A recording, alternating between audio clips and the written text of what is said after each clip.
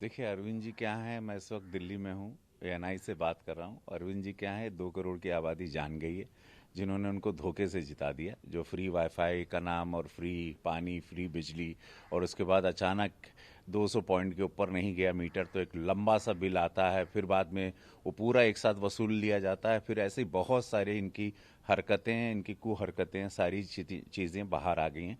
तो केजरीवाल जी ये बताएं, नहीं तो ठीक है। दिल्ली वाले पहली बात तो उनको खोज रहे हैं कि हमारे मुख्यमंत्री कहाँ हैं। होर्डिंग पर दिखाई देते हैं। जनता के पैसे से पब्लिसिटी करना, होर्डिंग लगाना, ये सब इनकी नीतियां थी। उसमें धोखे में आके गफलत में दिल्ली की जनता ने और ख़ासकर बिहार यूपी की जनता ने उनको जिताने में मदद की। और वही बिहार यूपी की जनता के साथ इन्होंने कोरोना काल में क्या किया वो हमारी जनता कभी भूलेगी नहीं और ना इनको माफ़ करेगी। तो ये उत्तर प्रदेश पर ये धावा बोलने की बात करें, जो भी कर रहे हैं, एक बहुत ही कहते हैं इमेच्योर वाली बातें, बहुत ही जैसे कि कोई एक नहीं पढ़ा लिखा कोई बालक हो उस तरह से बातें। 24 करोड़ की आबादी है। कैसे मोदी जी और योगी जी ने, मुख्यमंत्री जी, प्रधानमंत्री जी ने सर्वस्व वहां लगा दिया। उत्तर प्रदेश ये जरूर आए, देखें। इन्होंने गोरखपुर का भी जिक्र किया था, जो कि हमको बड़ी हंसी आई और मैं बहुत जोर से हंसा कि गोरखपुर वाले इलाज करने आए। इनको पता ही नहीं कि वहां पर 3 साल में ही, 3 साल के भीतर इनफैक्ट एम्स तैयार होगा। इतनी सारी मेडिकल सुविधाएं हैं वहां पर, इतने सारे मेडिकल कॉलेजेस हैं और एजुकेशनल हब है, एक बहुत बड़ा सेंटर है गोरखपुर। तो उनको वो सोचना चाहिए कि गोरखपुर को जाने। पहली बात तो सबसे ज़्यादा यात्री वहाँ से सफ़र कर रहे हैं, हर तरीके से GIDA, industrial area, film city, इतना कुछ वहाँ पर एक भव्य रूप धारण कर लिया उत्तर प्रदेश। प्रभु राम की बात तो है ही कि इतना बड़ा मंदिर बन रहा है, तो उत्तर प्रदेश की ओर ये न झांके, इनके लिए होगा। इनकी बची कुछ जो भी इनका जो रिस्पेक्ट है वो चला जाएगा। उत्तर प्रदेश को ये दिल्ली जैसे जनता को बेवकूफ़ बनाया, वो बनाने के बारे में ना सोचें। ये मेरी एक उनसे गुजारिश है, छोटी सी राय है, क्योंकि बारीकी से हम भी राजनीति को पढ़ रहे हैं और देख रहे हैं। तो ये छोटा सा और ये ओछा सा खेल केजरीवाल जी का, उत्तर प्रदेश में इनका दाव बहुत बुरी तरह फ्लॉप होगा। ये मेरी जुबान आप लिख के लीजिएगा। What ever he is planning, बहुत, क्योंकि वहाँ झूठ नहीं चलता। हम लोग बहुत, योगी जी ने रियलिटी में जिलाया है।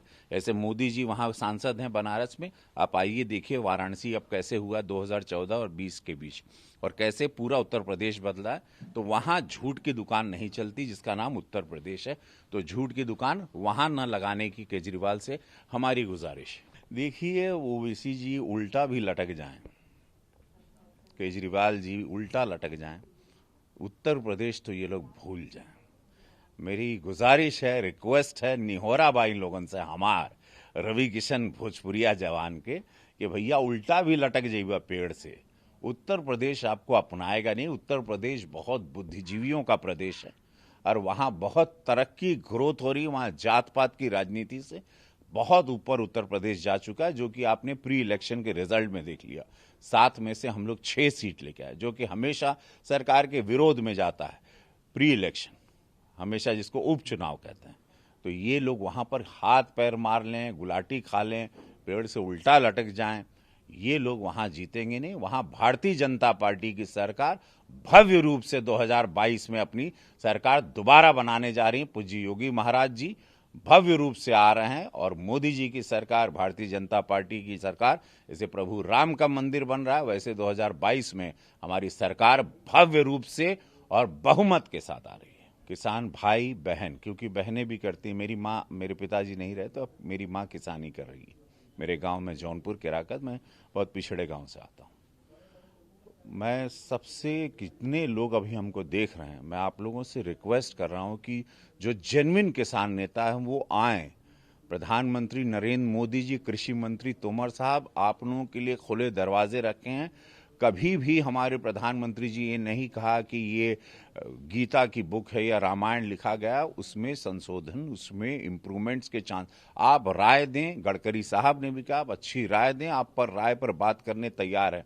अगर मात्र पंजाब और हरियाणा के किसान खफा हैं, नाराज हैं किसी बात को लेके, आप लोग आए, देश के बाकी किसान भाइयों से मैं अपने क्षेत्र में गोरखपुर में भी मैंने भी सभा की, मैंने भी बात किया, सारे लोग प्रसन्न हैं। ये मैं आपसे कह रहा हूं और इसमें ये नहीं कि मैं सांसद हूं गोरखपुर का तो अपनी सरकार के लिए बोल रहा हूं। मैं आपको जेन्युइन बात बता रहा हूं, दिल से बोल रहा हूं। बाकी लोग, आप लोग पता करें कौन आपको बरगला रहा है, कौन आपके कंधे का इस्तेमाल कर रहा है, कौन उसके अंदर अपनी कोई रोटी राजनीति छेड़ रहा है, कहाँ विपक्ष इसके अंदर कूद गया, किसानों के अंदर, किसान के अंदर इतनी राजनीति पार्टियां क्यों घुस गई, सारे विरोधी विपक्षी पक्ष क्यों घुस गए, क्या स्वार्थ है, आप लोग का क्यों इस्तेमाल किया जा रहा है, आप लोगों की आवाज के पीछे कौन सी रियल आवाज है, क्या आपके नेता आपको सही बात पढ़ा रहे हैं, क्या आपके नेता आपको सही बात, जब सरकार आपका इंतजार कर रही है दरवाजा खोल के कि आप आइए, बैठिए, बात करिए, चर्चा करिए, अपनी समस्या बताइए।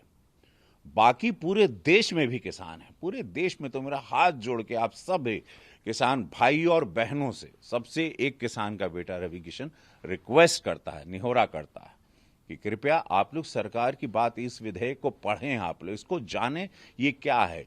ये कांग्रेस के जमाने में भी ये लागू हुआ, तब उन लोगों ने सबने सपोर्ट किया था, शरद पवार साहब ने, एनसीपी ने भी सपोर्ट किया था। अगर आप देखेंगे ये पूरा पास्ट आप इस पार्लियामेंट का उठाएं तो इन लोगों की सरकार की नीतियों में ये सारी चीजें रखी गई थी, बाकायदा चिट्ठी पत्री आदान प्रदान हुआ था कि हम लोग इस तरह से खुला मंडी करेंगे, हम लोग एमएसपी को इस तरह से लागू करेंगे, हम लोग किसान भाइयों बहनों को आजादी देंगे, किसान आजाद रहेगा, वो गुलाम नहीं रहेगा किसी बीच मिडल मैन का, बिचौलिया का, किसी दलाल का, उसको आजाद करेंगे, उसकी जमीन, उसकी खेती, उसकी फसल, उसकी मेहनत, उसका खून पसीना, वो जाए जिसको बेचे, जो बढ़िया प्राइस दे, सरकार दे, मंडी दे, आम आदमी दे, बाजार का कोई किसान दे, कोई भी दे, लेकिन उसको आजाद करें, उसकी कीमत को, उसकी कमाई को दुगनी। हमेशा किसान 70 साल से आत्महत्या कर रहा था, तब मोदी जी ने कहा, तब मोदी जी ने बरेली में 2016 के एक भाषण में अपने कहा था कि मैं आने वाले समय में 22 तक इन किसान भाइयों की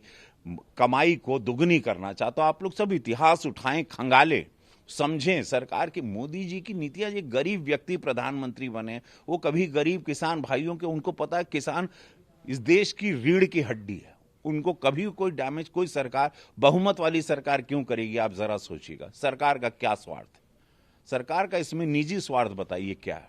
आपको आजादी दी, आप अपना अनाज किसी को भी बेचिए, आपको कहीं नहीं कहा गया कि इस फलाने को बेचिए या इनको बेचिए, इस पर्टिकुलर ए को बेचिए, बी को बेचिए, सी को। सरकार बोली ये अनाज बाबू इतहार खेती, इतहार फसल ले जाके ओके जहां बेचे के बा ओके बेच द, अपने हिसाब से बेचा, आजाद बाड़ा, तुमको आजाद कर दिया गया।